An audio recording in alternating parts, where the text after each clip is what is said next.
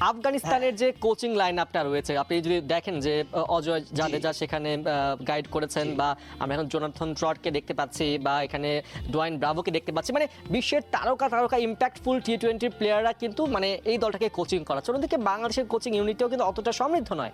মানে এই যে বিশ্বের তারকারা আফগানিস্তানকে টার্গেট করছে কোচিংয়ের জন্য, তারা ছুটে যাচ্ছে, এর পেছনে কি কারণ থাকতে পারে? মানে তাদের পরিবেশে কোন পরিবর্তনটা এসেছে?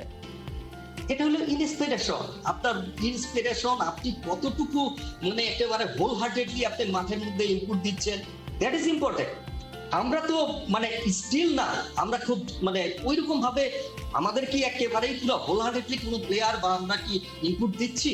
অনেকদিন ধরে দিচ্ছি না, বিকজ আমরা খেলার মধ্যে মানে অন্যান্য যে বিভিন্ন জিনিসপত্র আমরা ইনভলভ করে ফেলি। আপনি দেখেন আমাদের খেলার মধ্যে দেখা যায় যে আমাদের ফুটবলের মতো আমাদের প্লেয়ারদের তাদের এজেন্ট থাকে। অনেকে বলে, আপনি অবাক হয়ে যাবেন যে আমি কেন এজেন্ট থাকে বলতেছি, agent because they are family are their agent.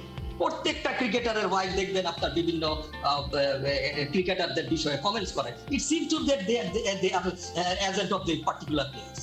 Yes, there are the agent policy in FIFA আপনার ওয়ার্ল্ডের মধ্যে আছে, কিন্তু ওই ক্ষেত্রে এজেন্টের জন্য তো আপনার কোড অফ কন্ডাক্ট আছে।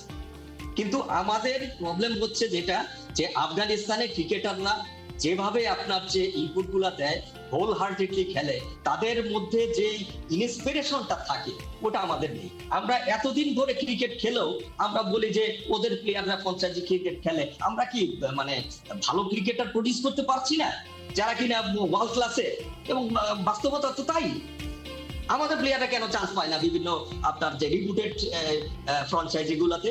হাতে গোনা দুই একজন, আপনার সাকিবকে দেখছি, মুস্তাফিজকে দেখছি, রেস্ট অফ দেম তো why they are not for?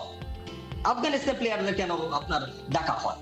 এই কোশ্চেন তো করি না, খালি শুধু বলে বেড়াই যে ওদের ফ্র্যাঞ্চাইজি খেলে, that's why they are playing. মানে সবসময় আমরা নিজেদেরকে আসলে টেনে আনি যে বাংলাদেশ বলেই হয়তো সুযোগটা পাচ্ছে না, কিন্তু বাংলাদেশ দলটাও তো আসলে নিজেদের প্রুভ করতে পারছে না, এটাও তো একটা